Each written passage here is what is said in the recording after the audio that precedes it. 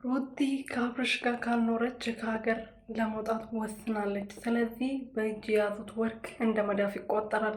በኋላ እሷ ከሄደች በኋላ ወይ ከማለት አሁኑ አብርሽና ሩቲን እናስታርቃቸው፣ አብሮ ይኖሩ፣ ልጃቸውን አብሮ ያሳድጉ ብሎ ሲያናግራት እንግዲህ ቡዜ ትሂድ፣ እንደውም ትሂድ፣ ልጁን ትተው፣ በቃ ካልፈለጋት በግድ የሚሆን ነገር የለም፣ እንደውም ትሂድና የራሷን ህይወት ትኑር፣ ልጁም የራሱን ህይወት ይኑር፣ ትሂድ ነው ያለችው። እና እቺ የተረገመች ሴትዮ ማለት ነው ኤፋዬ ሩቲ ከሀገር የምትወጣበት ምንም ምክንያት የለም።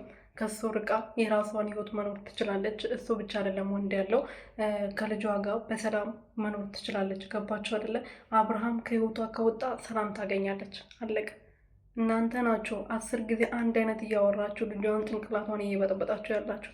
ይህን እሷ ከሀገር ለመውጣትም አላሰበችም፣ ምንም ነገርም አላለችም። እናንተ ናችሁ የራሳችሁን አይዲያ እያመጣችሁ ልጅቷን አይምሯን የምትበክሏት።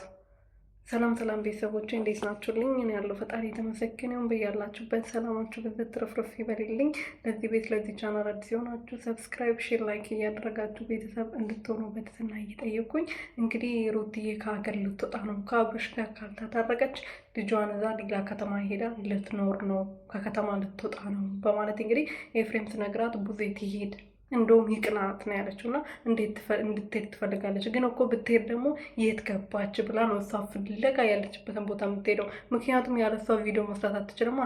የእሷ ፎቶ ሳለጥፍ ቪዲዮ አሰራማ። ለዛ እኮ ነው አይታይላትም።